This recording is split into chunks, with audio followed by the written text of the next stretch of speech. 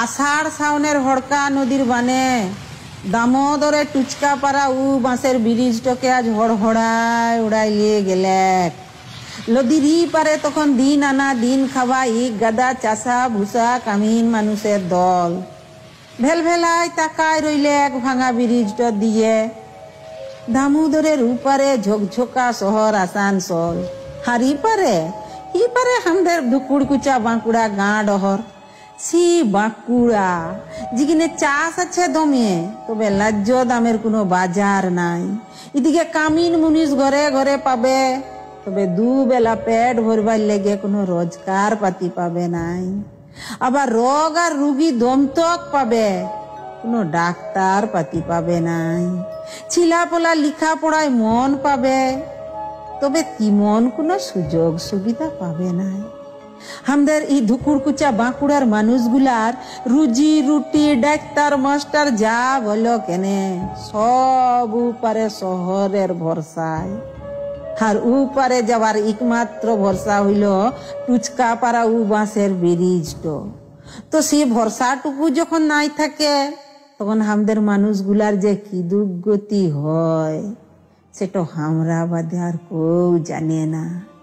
এই তো গেল বছর শ্রাবণ মাসের রাতে বাউরিদের পুয়াতি মিয়াটোর পাইতে যখন ব্যথা উঠলে, দাইমা জবাব দিয়ে বললে ঝোটোপটো হাসপাতালে নিয়ে যাও। নদীটো পেরাইলেই তো দেদার হাসপাতাল, কিন্তু নদীটো পিরাইব কিমন করে? এইবারে তুমি নদীর হড়কা বানটকেই দোষ দাও, আর মাসের ভাঙা ব্রিজটকেই দোষ দাও। মেয়াটোর জান তো আর ঘুরে আসবে নাই। যে কামিন মানুষগুলা আজ ঘর ঘুরে গেলে, উহারা দিন আনা দিন খাওয়া চাষা মানুষ বটে। ঘরে ছিলা পিলা গুলা খিদার জ্বালায় পেট থাপড়াই বলে ভাত চাই, ভাত দো। নদীটো পিরাইলেই তো ভাতের জোগাড় হবে, কিন্তু নদীটো পিরাইব কেমন করে? দশটা তুমি দামোদরের হড়কা বানটকেই দাও, আর বাঁশের ভাঙা ব্রিজটকেই দাও। উহাদের পেটের খিদাটা তো আর মিটবে নাই। আমাদের ধুকুড়কুচা বাঁকুড়ার মানুষগুলা যুগের পর যুগ মরণ দেখছে, রোজগারের অভাবে পেটের জ্বালা দেখছে, লিখা পড়ার সুযোগের অভাবে ছিলাপিলা জীবন নষ্ট হইতে দিচ্ছে। তবু দামোদরের পাকা ব্রিজের লেগে সরকারের কোনো চহ দেখে নাই।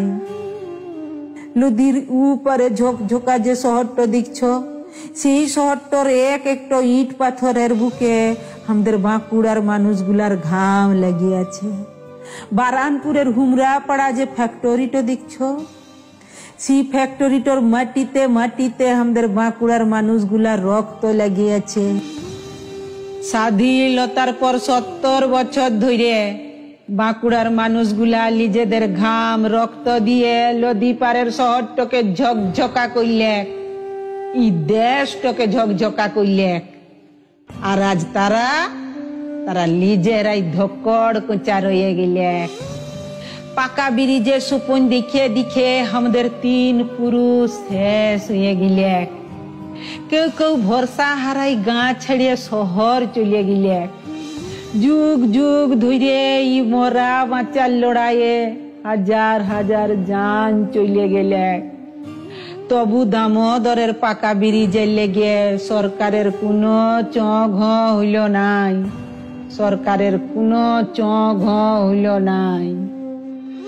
জয়শঙ্কর চক্রবর্তীর এই কবিতা কোনো রাজনৈতিক দলের দিকে আঙুল তোলার উদ্দেশ্যে লেখা নয়।